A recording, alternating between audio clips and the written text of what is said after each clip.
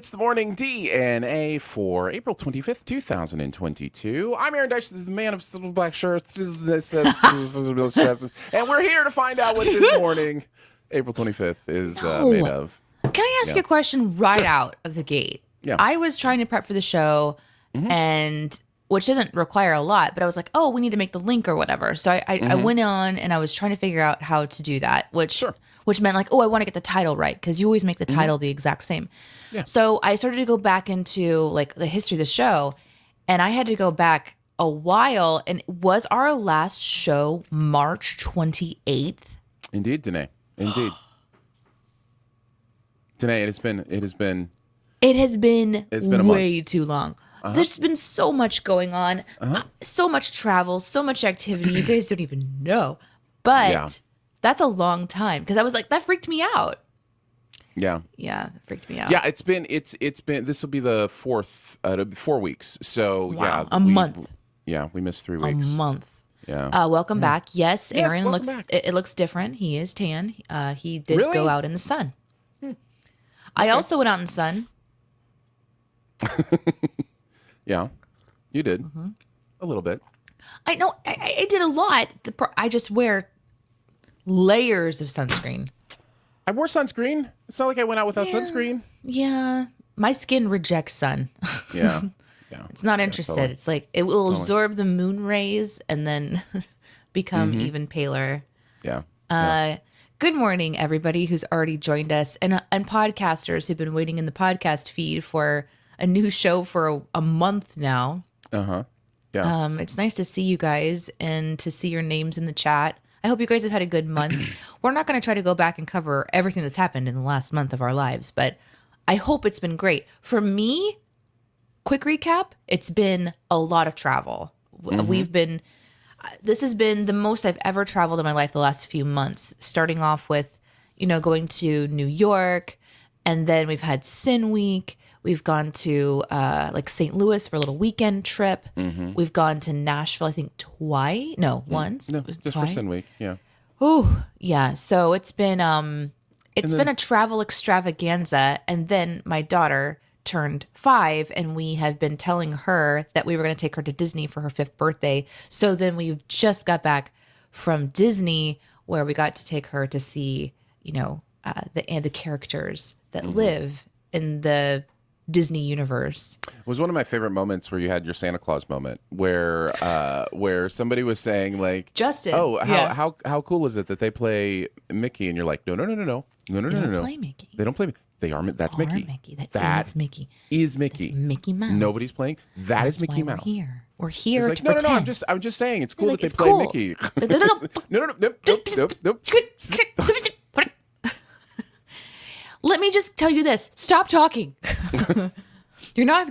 Yeah. She really enjoyed it. We were really lucky because the first day. And thank you to Slenda and Slab for resubbing. I really appreciate it. I know I haven't been around for a while. So thank you for your support. 10 months that you guys have been supporting me. It's crazy. I appreciate that a lot. And Iris she'll be happy to hear your guys' appreciation for her birthday. She's having an additional in-person birthday party this weekend where she gets to actually have cake. But celebrating on the day where she gets to wear like the Disney button that says it's my birthday, and people are telling her happy birthday all day. But we were really lucky because we started off the day going directly to a restaurant and managing to, even though we didn't have reservations, get a table where the characters walk around and introduce themselves and say hi, and you can have like photo opportunities. Yeah. So Iris got to meet Donald Duck first, and that was probably, I know oddly, probably my favorite, because she was so excited, but then when he walked away, she turns around and she's like, he wasn't mean to me.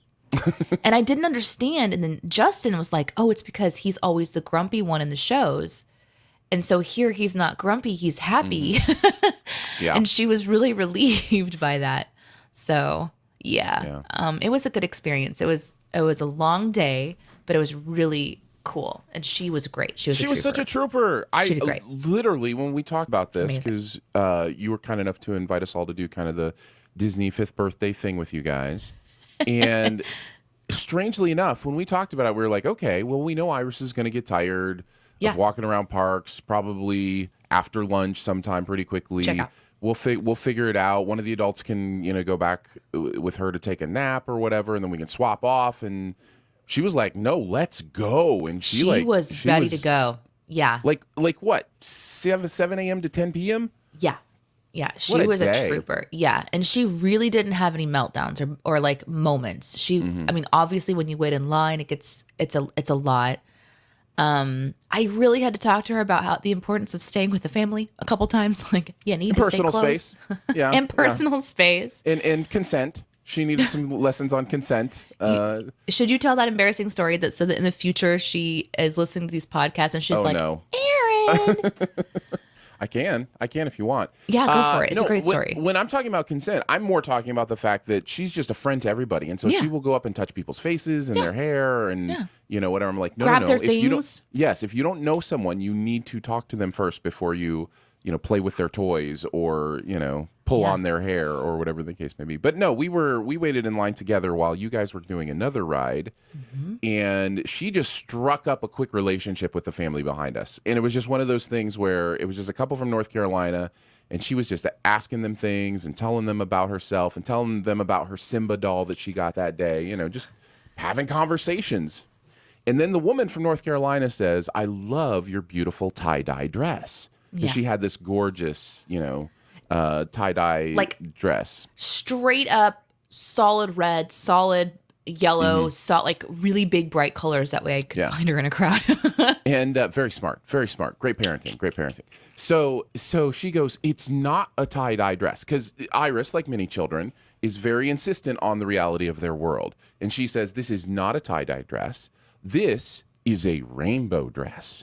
And so the lady was like, "Oh, okay." And she says, "And it matches my rainbow shoes." And she points down to her rainbow shoes. She's got little rainbow Crocs. Rainbow Crocs, yeah. Which are also tie-dye, by the way. Yeah. And then she goes, "And it matches my rainbow underwear." And she pulls the dress up just full up. It's just like holds it there. It's like, "Everybody look, I've got rainbow underwear on too." And it was amazing. Oh man. To know that the parents were missing in that moment and it was your responsibility to kind of like just me and Iris hanging out. So funny. Iris is flashing the line. Oh, I love it so much. I like how afterwards when you told me that, you're like, "Okay, we'll have to have a conversation about that later." The appropriateness. No, I didn't want to shame her. I didn't want her to feel bad, like her body was inappropriate or whatever. She's just a kid, and so I didn't do any of that. But I did kind of lean over to the couple, and I was like, "Yeah, we'll have a conversation later about when it's appropriate to show your underwear and when it's not." Which is basically not, unless it's like you're in the bathroom or you your gotta doctor's imagine for a office. kid. You gotta imagine for a kid. I go swimming in underwear big deal. stuff. It's a weird thing, right? It's a weird thing. Like on a logical sense, we make distinctions that make no sense, for a child. So those are interesting conversations. I loved that that story a lot. It's one of my favorites from the day, and I wasn't even there for it. She had a really, really good time. There's lots of questions in the chat about her birthday cake this year. So last year, if the podcasters and streamers remember, she let me know what she wanted on her cake. She wanted a purple cake with orange icing. I think I remember this correctly. And she wanted it to be decorated with grapes. And the question was like, "Well, are you going to do it?" Because it's like really unconventional. Of course I'm going to do it. So made the whole thing happen. This year, she sounds a little bit more traditional. I think she's watched more content and she's seen more like normal cakes. And she does have some specifications. She would like to have a chocolate cake this year with, I think she just said vanilla icing. So I think we're going to do something where she can decorate it herself. And she wants to have a couple of different kinds of ice cream this year. So she's let me know her parameters, but they're a lot less creative, which is fine. But I was also like a little like, I'm waiting for like, with one gigantic hot dog emerging from the center. There was none of that. There was none of that this year. So there's no grapes this year. A gigantic hot dog emerging from the center. She would say that. Or she would say, "I want a bioluminescent cake." She would say that. That was one of her favorite things on the ride that we went on, which was the Avatar River, Navi River journey or whatever, was that the lighting, the black lighting, made everything look bioluminescent, luminescent, including her new Simba toy and her dress. So yeah. Yeah, she loves Fun stuff. bioluminescence. It freaked me out because there's a song. She watches this show called Nature Cat, and it's great. It's a PBS show, and he's a cat that adventures outside with his friends, and they discover nature things and dive into all of the different things you can find in nature, like maple trees and how maple syrup is created. And one of the shows is about cave life, and bioluminescence is one of the songs. And she loves that whole world, and we'll draw things, and she drew like these little lines at the top of the cave, and she's like, those are stalactites. And I forgot that she knew that word, and I'm like, my kid's so smart. Like, I was so happy. And so then I drew little jagged lines in the bottom, like, what are those? And she goes, those are stalagmites. And my child's amazing. And then she's drawing like these little dots, and she said bioluminescence, and I'm like, oh my god, you know a word. Anyway, What did she call the ones from the ceiling? Stalactites. Okay, so here's something that I knew the tights and the mites, right?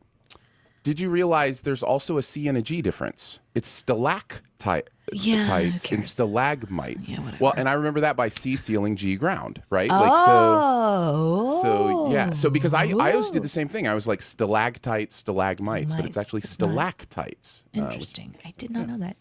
This lesson brought to you. Oh, hold on a second. Hold on. Just hang on a second. Is it still in there? I don't even know if it's still in there. It's still in there.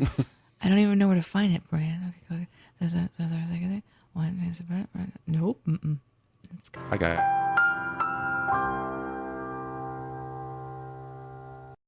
it. Yeah, you go. It's still there. Thank you. You're welcome. Oh, hi, Real. I'm glad you have the day off. JCD, Lolly, and Eights, and Doc, and Slab, and Slenda. Oh my gosh. Slab mentioning that when he went to Disney recently, it was with 12-year-olds, like a whole seven 12-year-olds. That's a whole different experience. 10 out of 10 would recommend having some help. Hi to Ashley. And I think I saw Solis earlier, and Darla, and Richmond, and Lucas. Thank you guys all so much for hanging out with us. Yeah, we usually just spend the first bit of the show, for those of you who maybe haven't caught it yet. And Mumblebee, thank you for the follow. We hang out, chat a little bit, and then we do our official show where we have a topic. And I don't know, Aaron, You ready to shoot a dough? are you ready to shoot down? Let's shoot a dough. Let's do it. All right. We are going to do the DNA and U. We will have a D topic. That's a Danae topic. An A topic. That's an Aaron topic. And a U topic. Actually, several of them, because there are several of you. If you have a U topic, put a U at the beginning. You can ask it any time. We will save it for later if we see it in the chat. But then we will have a time at the end to address whatever questions are on your mind. It can be a question you have for us. It can be a topic you want us to discuss, something in the news that you wanted our opinion on. Whatever it is, you get to lead the end of the show. Whatever you want. Exactly. And we used to ask you guys to save your questions to the end, but you can ask them whenever you think of them, because now we can star them and put them in a little pocket. A little pocket of space and time, and we can come back to them later. My topic today, I think, because I'm obviously just off of the week in Disney, and so that's really predominantly on my mind. Although when I was considering all of the things that have happened in the last month, the topics that we could talk about are vast. But I'm going to stick to this one because it's also thematic to Aaron's topic as well, a little bit. A theme park theme. A theme park theme. We're going to park on the theme park theme. Anytime you go to a theme park, there's like always this, you always have to figure out what rides you're going to go on. And when you go with a group of people, we had 4 adults, well, at one point 5 adults, because Jen was there for just a little bit too.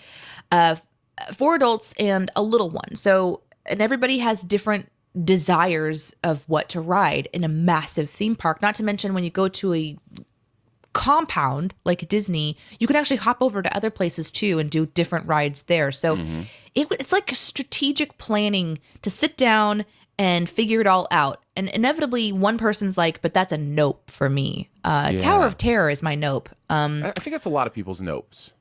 I've gone on that ride twice, and I noped it the first time and I noped it the second time. I was regretting it the second that I got in the seat, and then you're in, you can't get out. So that's like one that I know when we're planning in the future. It's like, no, I'll just skip that. Do you want to explain the ride, or do you want me to do it since it's terrifying to you? Well, no, I can describe it Okay, for describe those the that ride. don't know.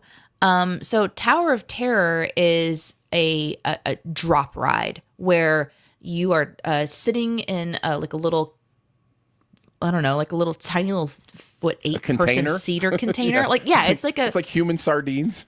Yeah, it's like a bleacher, like a small portion of bleacher, and you're strapped in and you're just dropped straight down from a great height. The way that they make this interesting and different every time is that they have mechanically changed the hydraulics where sometimes it'll like drop you a little bit and then it'll go back up and then it'll drop more and then it'll go like they'll change how it drops. Yes, so randomized. Every once in a while, it will just be a straight drop from the top to the bottom. But there's different experiences. So you can ride it multiple times and have different, kind of things happen to you.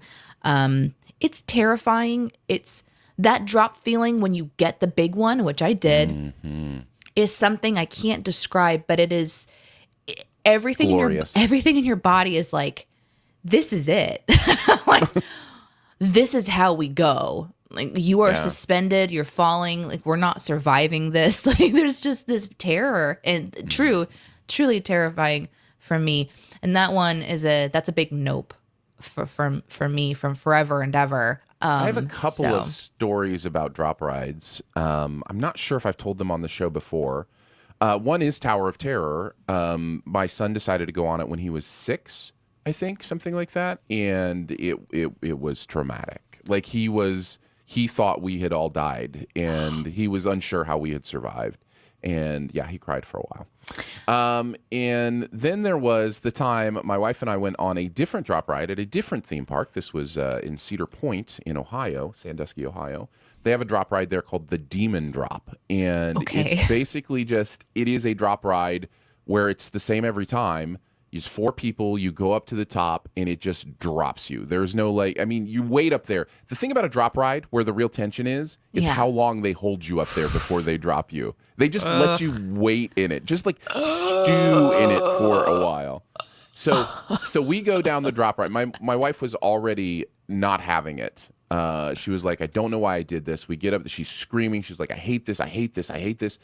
We drop. It's amazing. It's awesome. She hates it. It's terrible. She's screaming. We get down, it kind of goes down, and then you get back to the loading where you unload, and we go past the loading part. And they're like, oh, sorry, like the track put you a little bit too far. You get to go again. You guys get to go again. And she starts screaming at the attendant. She is like, I am not going up again. I did not sign up to go on this thing twice. I am terrified. Stop the machine. Get me out of here. I am not going again. Good for her. Good and they did. for and they her. did. They just shut the whole thing down to get her out and love that. Helped her out. And the rest of us rode it again. But, of course you did. But yeah. Oh my God. I'm having panic. I'm getting sweaty just thinking about it. Yeah. So, you never really know until you experience something terrifying. So Iris, she had a terrifying experience this time, and I wonder if it's going to impact anything that she feels, because we went on it wasn't really a ride. It was more of a show, and it was a 4D show where there was 3D stuff popping out and they're blowing air in your face. And so she's like already like, I don't like this. And then there's a stink bug, and then there's like things popping out, and it was all to a movie that she already didn't like very much. And so she's just like terrified and not having fun. And so we had this like, okay, everything stop, deal with the traumatic child situation. And Justin was saying like, this is something she's going to remember. And I'm thinking, will she? Hopefully her brain will just like slide it out the door. Ask Austin if he remembers Tower of Terror. See how long that stuck with him now that he's older. But I do wonder, like, where does it start? Or is it just at some point you just realize, I don't like this anymore. I've been going on this ride, but I genuinely don't like the Tower of Terror. My second time, I knew I didn't like it. I just tried it again because everyone's like, it's so fun. I'm like, maybe I misremember. Nope. There were a couple rides that I noped for you because I knew that there were big creatures, in them. Gaping maws. With Thank gaping you. maws. Yeah. Oh God, I can't even think about it. Let's. Yeah. Hopping over into the chat for you guys is first of all, hi Scottish Luke. It's nice to thanks have for you joining us. watching. Real Monkey says, I love theme parks. We're thinking about going to Orlando this year. Have fun. It was a lot of fun. Slab says slingshot coasters are a nope. Tower of Terror was tolerable, but the pick at the end was not flattering. Yeah. JCD adds that sometimes Tower of Terror actually eats you up at the beginning, which is interesting. Yeah. Real says, I don't have any nope rides. I love the thrill rides. I would love to do, what is this? King King Ka? Ka? What's that? I don't know. I just don't like spinning rides as I can make myself dizzy. I don't need to do a ride that does that. Speaking of dizzy rides, Lolly says, teacups are a nope. I can't do spinning in circles. It gives me, she said, give me upside down roller coasters or scary rides or flumes, but circle rides mess with my brain. Before the Smiler closed down at Alton Towers, it made me so dizzy I had to hold my friend's arm so he could walk me out. Ooh. He had taken his glasses off and couldn't see. I could, but I couldn't walk straight. What a pair! What a team! What a team! I can't see. I can, but we're walking sideways. I'm not dizzy, but I can't see. I'm very dizzy, but I can't. Yeah. It's like whenever you tie your, like one person's blindfolded and the other person can see and you're tied together trying to do like a maze. Have you ever done that at a party before? Like one of those, or not a party, but just like a team builder exercise. Have you ever done one of those, Aaron? Yeah. Yeah. So totally. interesting. We did that in martial arts to test our awareness, where we'd have like a room with all these things all over the floor that you had to avoid. And the only person that you could listen, we're supposed to listen to is your sensei or your partner, whomever you're partnered with. And then they had like all these noises going on around you. So it was like all this like sensory stuff. And you couldn't touch the things on the floor. And like you had to go around like a ninja. It was pretty cool. I loved it. I identify with this comment from JCD. I can't say I have any nope rides, me either. Unless they're at county fairs, then most of them are a nope ride. Yeah, I look at some of those rides that they take from town to town, and you're like, people build and take those down In like every a day. weekend. I know. And I'm just not willing to go to that level of trust. But like when you're, so like around this area, barn swings are a big thing, you know?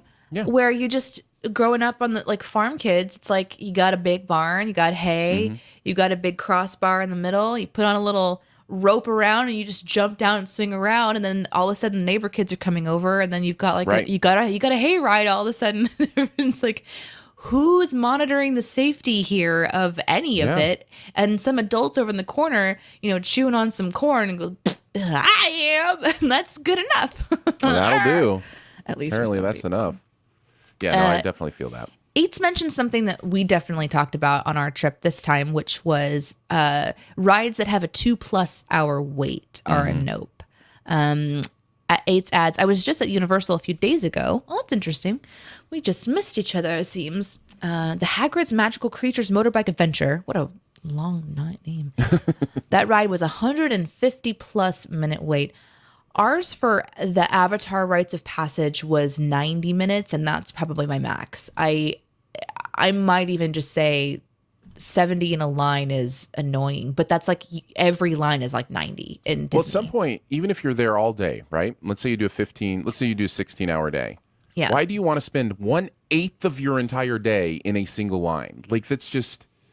But it's like it's unavoidable because so many people that are wanting to experience it. When we were in Rites of Passage line, the guy at like the halfway point, which I still find to be debatable if he was actually at the halfway point or if it was like a psychological, like, yeah, you're halfway and you're really not halfway. He had mentioned that, it's a good thing you didn't do like the fast passes or whatever, because this new person who hasn't seen this ride before gets to go through and see the world that they've created to look at while you're waiting in line. All the stuffing in the queue. Yeah. And at the end of the ride, that person confidently said, I would have skipped all of that if that was a shorter run, a shorter line. It was cool. I can watch a walkthrough on YouTube, guys. Yeah, like I don't need to wait in the queue if I don't have to. Yeah. Yeah, definitely. Doc says, I don't like drop towers. The only thing I like being dropped is the bass. Drop the bass. Slenda says that was the same show that Devin and I freaked out in as kids. Are you talking about the? It's Tough to Be a Bug. It's Tough to Be a Bug at Animal Kingdom. Animal Kingdom. Mm-hmm. The children's terror-filled screams There's a whole will not villain ever section leave that me. is like a horror movie. Like, jeez, Lapete. there are like spiders that drop from the ceiling, and then creatures that poke you in the back, maybe, and like possibly, I don't know, possibly run over your feet. I didn't hit that part. Like, Poison I didn't feel is that sprayed part. at you from the screen. Yeah. Poison is sprayed. That's actually water. Stink bug juice is sent at you. Mm-hmm. Oh my gosh.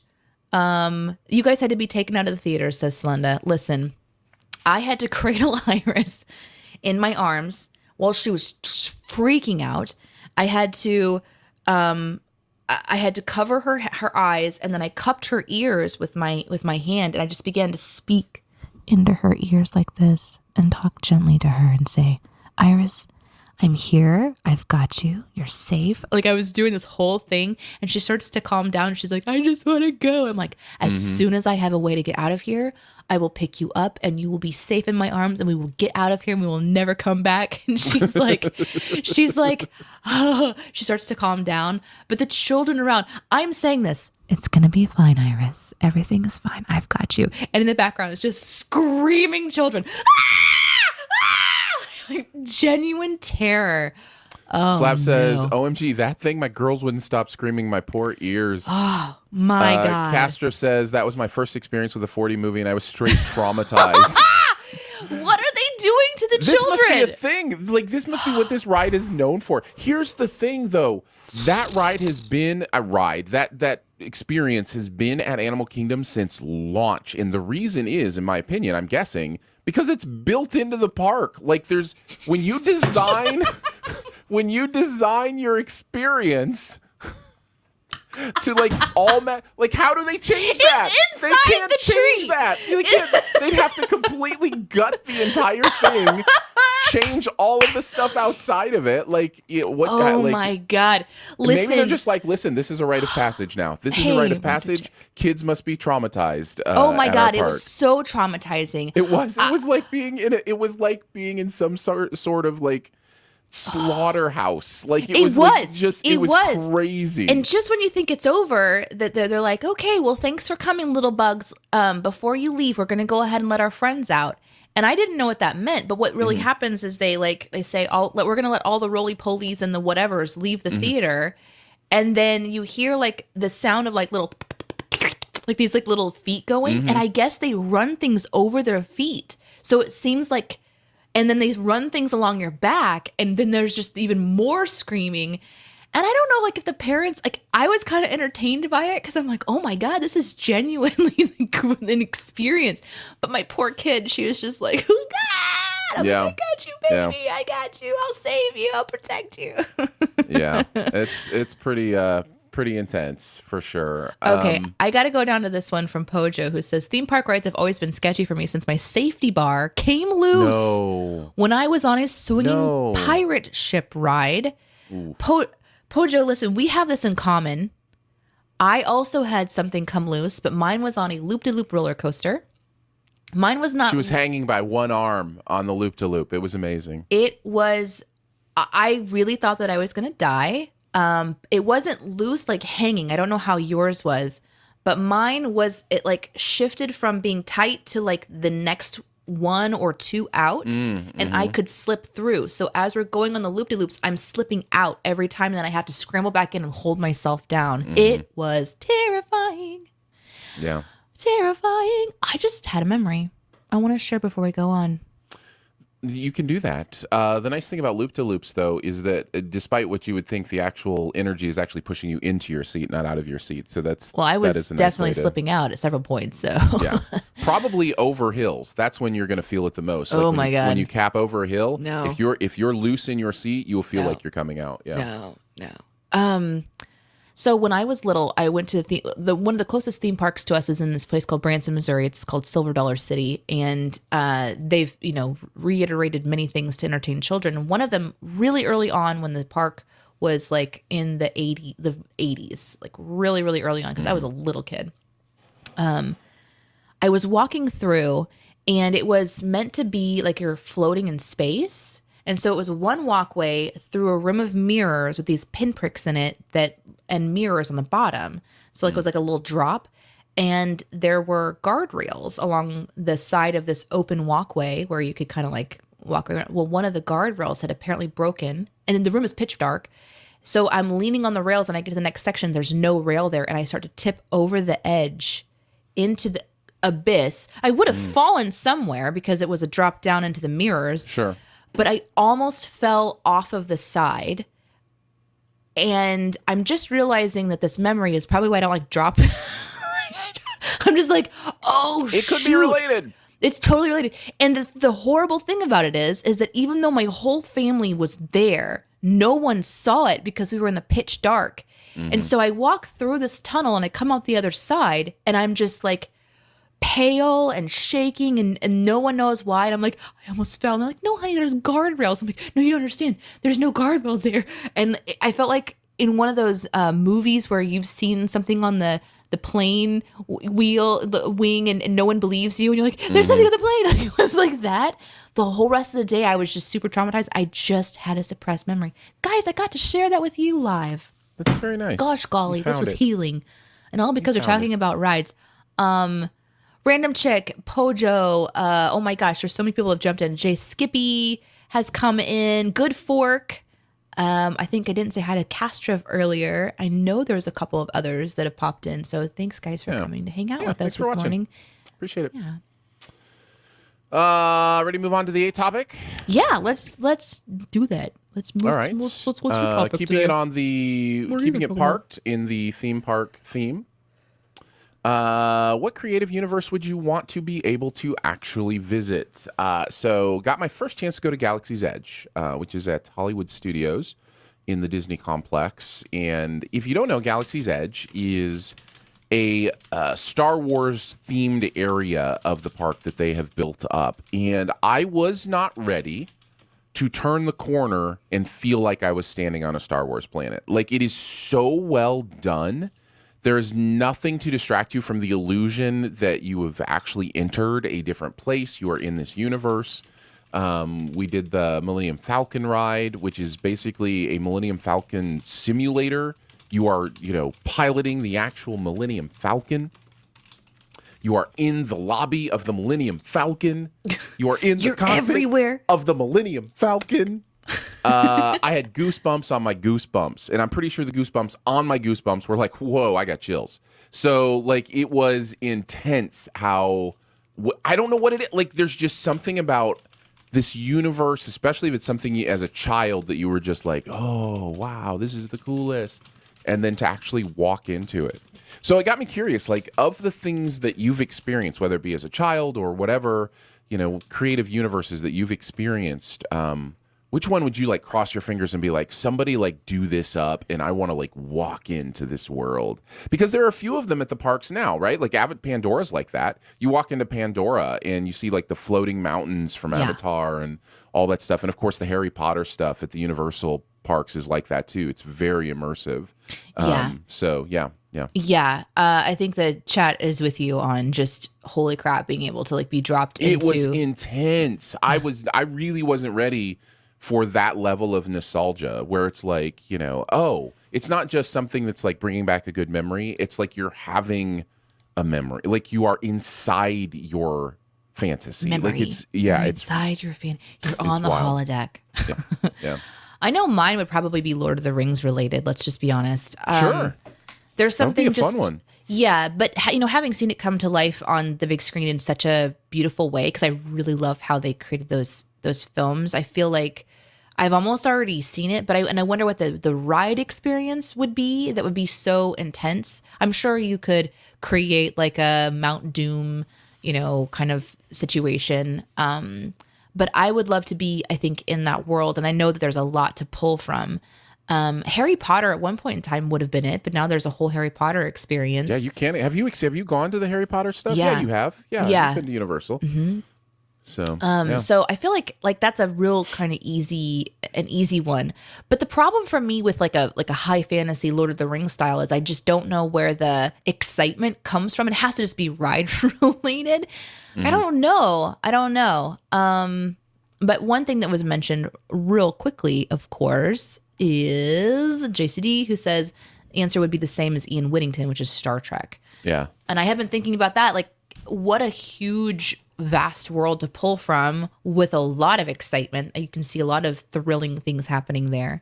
I'm going back to Lord of the Rings. So you could do like an eagle ride for sure, right? You could definitely do an eagle. But what I'm describing wouldn't even have Battle to the be Balrog. Okay.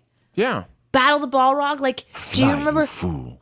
Do you remember when we went to like that cool game place and we did a virtual reality Yes. shooter game thing? Yes. Like, do that, but virtual reality, but you're like Lord of the Rings characters and you battle a Balrog. I'm down for that. But I'm telling you, here's what I'm telling you. Yes, virtual reality what ride were you would be telling me? fine. I'm telling you, you're going to walk around a corner and you're just you are in it. going to You're be in the in world. the elves in Rivendell. You're going to walk around the corner and you are going to see Rivendell and be walking. It's different than virtual That's reality. Hobbiton. Yes, or Hobbiton. Yeah, it was Yes. more Hobbit. Yeah, that was definitely like Frodo music. So that was like more Hobbit, situation. Yeah. That's hard. I'll have to think some more about mine. Let's go to chat for some of their ideas. Sure. Doc says, I'd say the Hollow Knight universe. I'm a bug sure. I'm a bit sure. I'm a bug. I'm a bug. Sure. It's a bug universe. The Hollow Knight universe is Oh. bugs. Context. I'm thinking. Yeah. Context that's the helps. Yeah. Sorry, don't know that. But I'd have swords and magic. Hell yeah. The biggest problem is that it's super depressing world, and it's it's also interesting to be in. Yeah. Yeah. But Bug reminds me of like there used to be this book series. It was really popular when I worked at a bookstore, and it was this little mouse and his little creature buddies that like he had like a little sword and he was like this adventurer. I think being shrunk down would be really cool. That's a really easy one, right? Where you turn the corner and you're just like instantly not only in a different universe, but you're different sized. That would be really cool. Yeah, they had a place at Disney at one point that was like a Honey I Shrunk the Kids playground. I remember that. And it was like walking into being, shrunk down kind of thing. So yeah, absolutely. That could be fun. Let's see. Castriff says, I'd be open to visit most all of the Ghibli movies.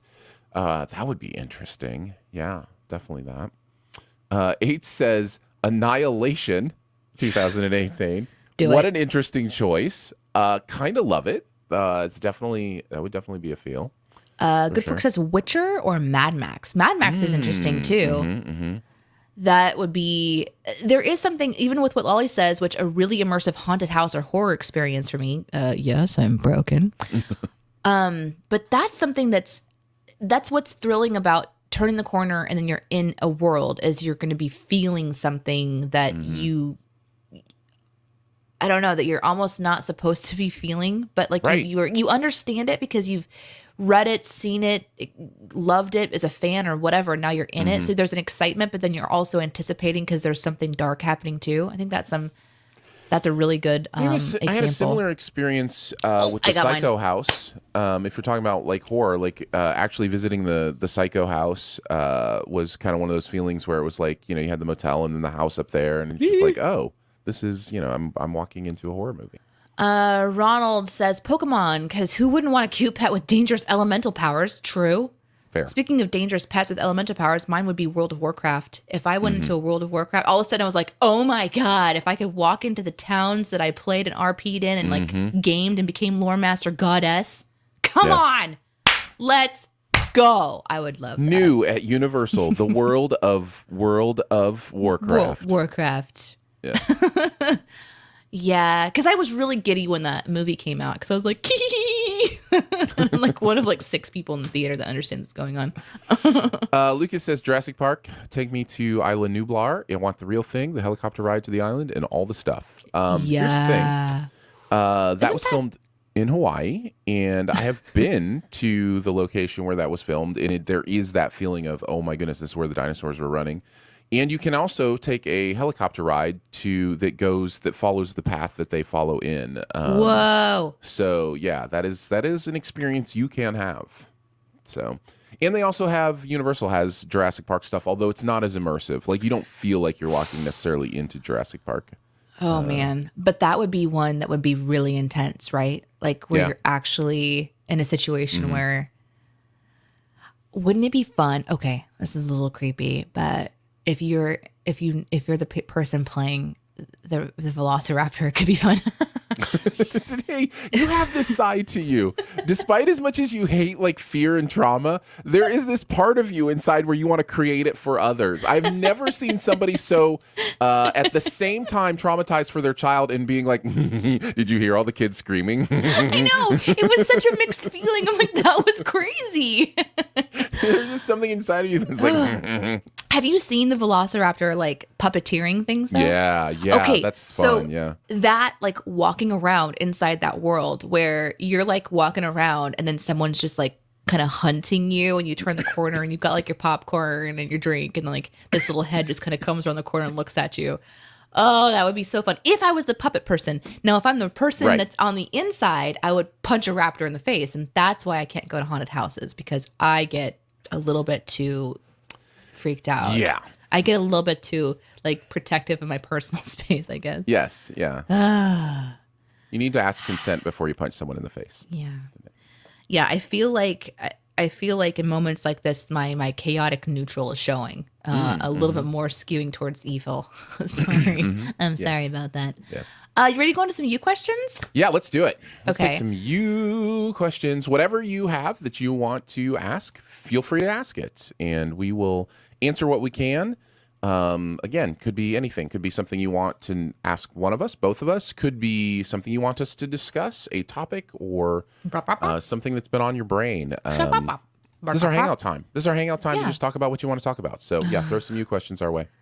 Okay, so this is a good one from JCD. We have to kind of like come up here.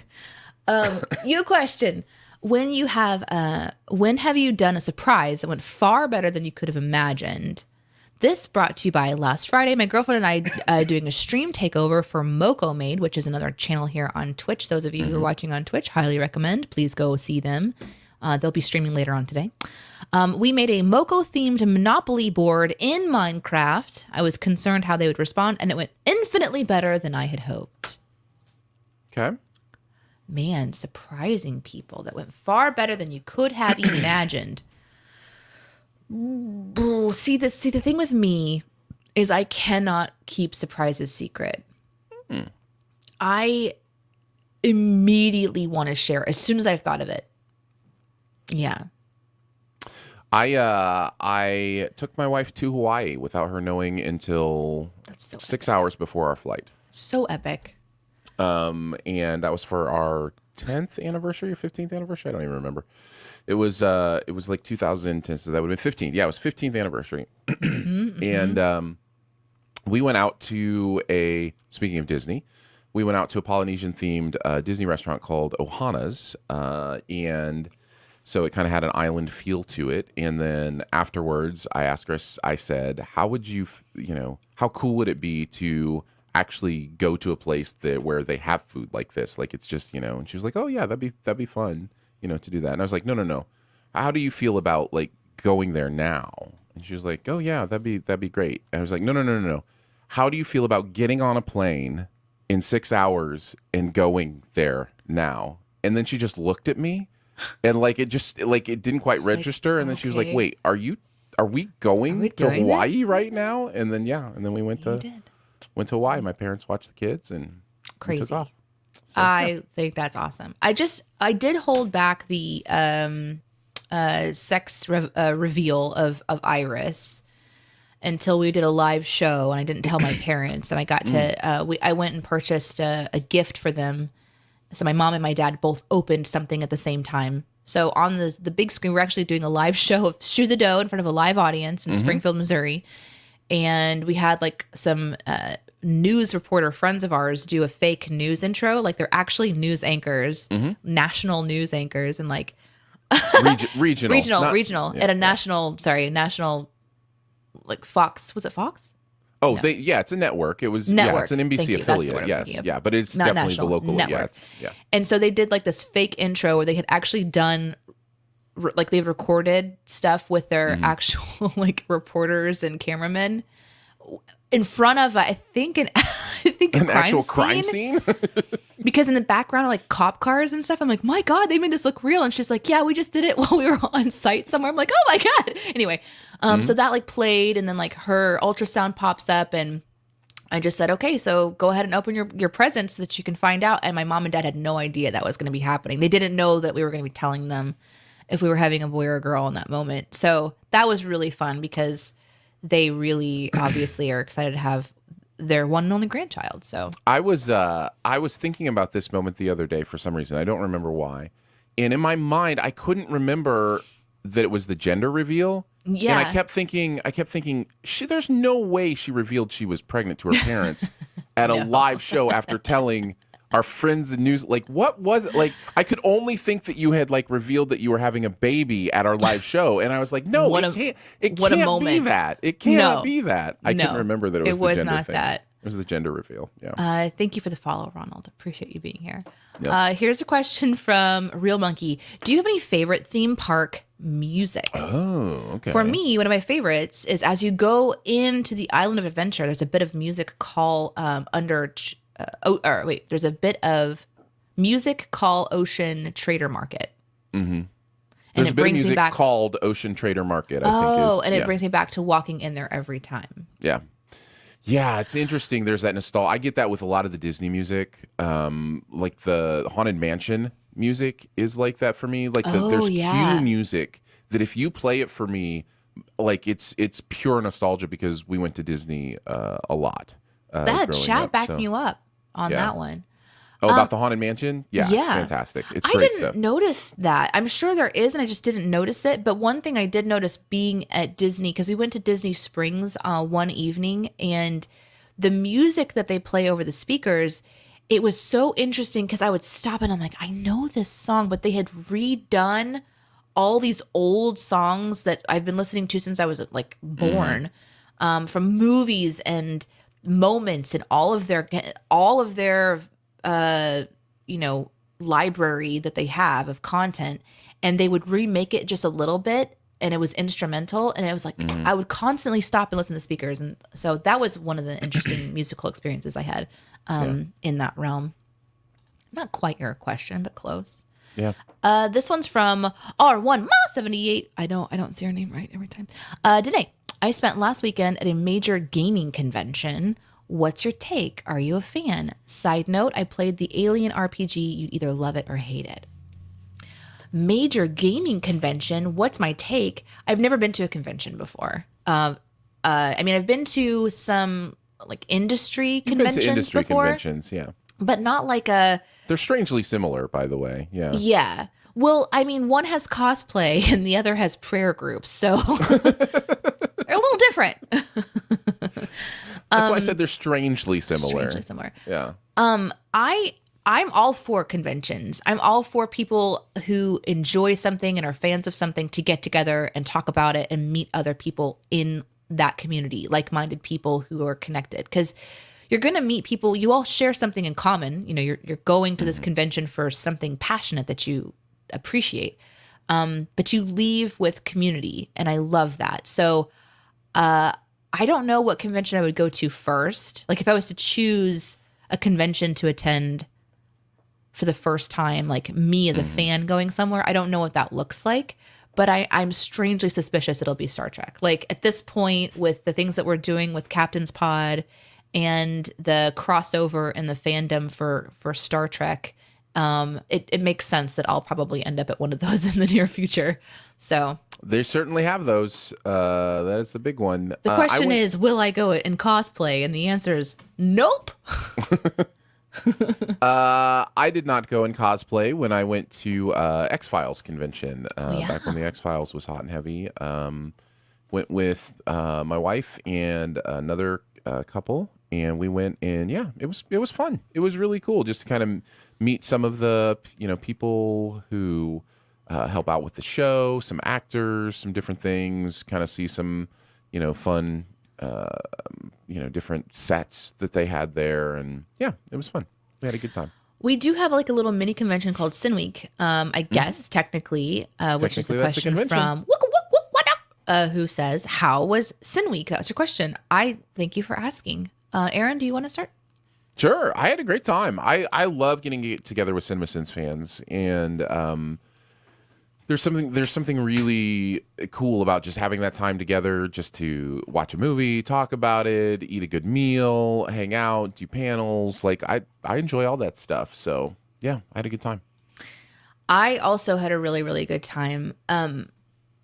It's always like it's tricky when you're putting on the convention and you're part of the panels and you're also legit just wanting to hang out with the people. So it's like it's a mental gymnastics for me, because I kind of have to be both in show brain and in is everything that we've planned going well brain, and then also hangout brain. And knowing that no matter which brain I put on, there's still more that could be done, especially in the hanging out with people department, because there's more fans there than there are me. And so I try to like, not, it's interesting because we talked about it in the car several times. And the idea that like, am I doing enough it comes up a lot for me in events like Sin Week, where I'm on the panels, like I'm on the other side of the table that's providing hopefully fun entertainment for the people who have paid to come, and you just want to make it a special experience for them. So like we're going to be sending out a poll soon. I'm hoping this week, if I can get, now that I'm back from vacation. So I get nervous. I'm like, I hope that they had just as much fun as I had being there. But this was I've only been to 2 Sin Weeks. This is my second one, and in person. There was one obviously digital, and it was really, really fun. Like we had a lot of fun, but I showed more of my like command side this time, because I was like being more direct. Because the first year it's just like, hey, I've only been here for a few days. Is anybody? And like, I was surprised people even wanted to sit next to me, because like, why would they even know me? I was so new. And now I'm really like kind of an intricate part of the system. And so I was more direct. And so I was kind of like questioning, like, oh, like I told everybody at one point, I need everybody to stand over here because we're going to take pictures. And afterwards I'm like, did they think I was being a jerk? Because I'm in so many different brain modes. So it was really, really good. And I was really happy with how things went, but I was also second guessing myself a lot. Sure. Yeah, sure. Totally understand it. Wydoc says, Aaron, were you a Mulder Scully shipper? I was the opposite of that. Let them be friends. Let them be buddies. They obviously had great chemistry. They were a lot of fun together. They don't necessarily have to hook up. That doesn't have to be a thing. And when it becomes the focus of the show, I would get frustrated because I enjoyed the case of the week stuff. Like I enjoyed kind of just the exploration of the supernatural, that kind of stuff. So yeah, I was annoyed by the Mulder Scully shipping stuff. Let's get over that. Super scary stuff. We'll go to Ashley's quick question, who says, are you guys still on the radio? A long time ago, I used to listen to you on the radio all the time. What? That's fun.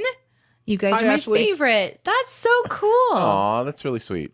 Yeah. No, we are no longer on the radio, although we are on the internet. So this is our radio. This is our radio. Yeah, podcasting is our radio now. So yeah. We followed that career path, and it led us to essentially a partnership with another company that creates content. And we decided to sort of essentially merge our creative abilities with their creative abilities. Started with Aaron, starting to write and work with them. And then they made space for me as well. And so we, at that point, when Aaron kind of realized that was a good shift, and me coming directly after, we had to kind of go, well, we kind of need to do one or the other with only having so many resources of yourself in the day. You can't do too many projects. So it felt like a really great opportunity, and it's been amazing. It's been a great shift, but we do miss it. And so we still podcast, which is our Shoe the Dough podcast. And then we started to broadcast every Monday on Twitch and other platforms as you were watching. And so we love that we still get to do a show type thing because we really love it. And the interactivity is very reminiscent of radio. So Yeah. the idea actually is for us to eventually be able to do this like 5 days a week. That was the original idea. However, our careers are very busy. So Gotta balance. it's difficult to do balance. that. Yeah. It would be for sure. awesome if we could, though. Like, I mean, just Be fun. take calls like we used to. And Do a weekday morning show. That is something that still lives in our hearts. it lives in for our sure. hearts forever. It'd be Yeah, really cool if we could play music too, but there's like rules and stuff. Guys, there's so many rules. So many rules. Let's see. Scottish Luke says, how do you get over the sound of your voice? I have been toying with the idea of starting a podcast, but I don't think my voice is radio podcast worthy. Any tips? Oh, man. Danae, do you want to start? Go ahead. You can go ahead. Okay. I've always So got thoughts. I took a broadcasting class in college, and one of the first things the professor said, who kind of led the radio program, those kind of things, was forget what you've ever heard about having a radio voice. Forget that, because there is no such thing as a radio voice. There are such things as certain kinds of voices that do different types of voiceover.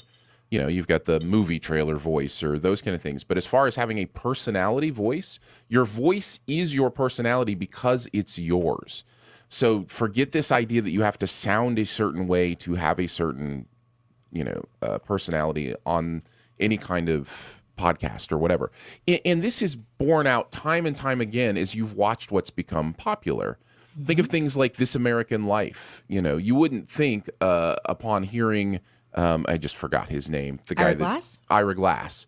You wouldn't be like, oh, that's a radio voice, right? Yeah. No. But I love his voice because it's him. It's his personality. You know what I mean? So there's just time and time again you will notice that you don't have to put on some sort of voice to be who you are. There are issues of confidence. There are issues of enunciation. These are all things that you can work on, those kind of things. There are issues of mic fright, which people deal with, Danae not being one of them. There are issues. So there are issues that can cause you to sound uncomfortable or harder to listen to, those kind of things. But they are not the tone of your voice. They are more in psychology. Yeah. So yeah, It's really about how you're going to convey your thought. And some people just have a natural cadence that people are drawn to, and that's something that over the years I realized that I have. I just have that somehow, because I was always told like you'd be good on radio because I have a way of delivering what I have to say, and that brings people kind of to the table. There's like an element of how I deliver it. So there might be something that you have to think about, like when you listen back, is are you conveying your thoughts clearly and concisely? Are you that's more podcasting or like radio show construction is generally more about how you're delivering what you want to tell your audience more than how you actually sound like your vocal cords. So Aaron's right. Like, just try not to think about like, I don't sound like I have a deep voice. That's not really what it's about. It's about what you're saying and how you're saying it. yeah, yep. I agree. And Lolly, of course, says, well, unless you have a Matt Berry voice. If I could do the Matt Berry voice, then I would never use my own accent ever again. Right? I don't There's know. some people I think that you're just selling have yourself short. Everybody has a beautiful tone, okay? Yeah. Everybody has a beautiful true. tone. It's so much more personality than it is sound of the voice. It just really is. So, yeah. So, guys, we will see you on Monday. We do the show every Monday and someday. Huge thanks to Mocomade for your resub. Can't believe that all you guys are so supportive on Twitch. I've been gone for a month and plus, and you guys have been so supportive. Same for our podcast listeners for Shoe the Dough. Yeah. You guys have been chugging along with us for a long time. Hey. We are under 3 months away from our 10th anniversary. 10 years of us producing content outside of the normal radio bubble before it was popular. we were doing the podcasting stuff. Yeah. It's amazing. Trailblazers. We're trailblazers, Aaron. We go live on Twitch and other platforms. So wherever you're watching, just hit the sub bell. But 9 a.m. Central next Monday is when you can catch this particular show. Although we do a lot of things out on social media, or in the world, you can catch our content in a lot of different ways. If you want to catch up on old content, Shoe the Dough podcast is a great place to start. But because a lot of the people who watch are over kind of like hanging out on my Twitch, I'm going to send us over somewhere today. So give me a second and I'm going to look and see what's going on. And Aaron, you can like just... That's called a raid. Aaron knows this job. terminology. Thank you. Good Thank you very much. job. Yes, give us a follow. If you want to support, you can certainly do that as well. Patreon.com/StudioDNA to do that.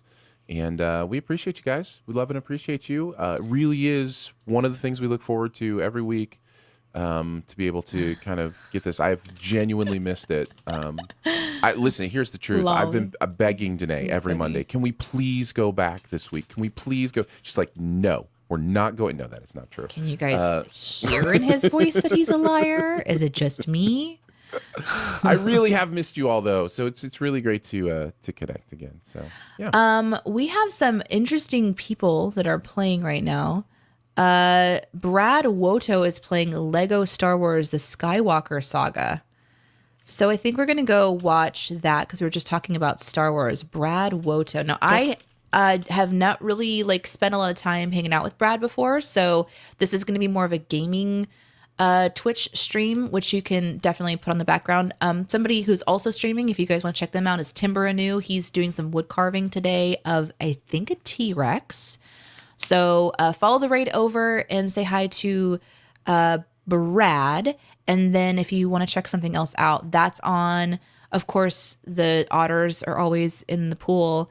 And SDS Drones is also doing drone shots today. So just some fun stuff that you can watch before Moco Maid comes on in a little while. And then abandon ship and go see Moco Maid. There you go. That's mine. I don't know. Is there anything else that we need to... Let's see. I love having this little coffee talk with y'all. Thanks, Good Fork. We love to be here with you. Lolly, thank you. There will be no cake for our tenure unless we figure something out. We need to have like a community member help us do this because Aaron and I were like, we've got so many plates spinning and stuff. We can't organize that stuff. So if you want to create some sort of a thing, you just you make it happen. Know. Yeah. Ashley says, so glad to be on your live this time. Miss listening to you both. Ashley, thank you. Thanks, Ashley. You coming by. It's great to hear from you. So you guys have a wonderful day. Yeah. We'll catch you on the next Monday or Sunday. Bye.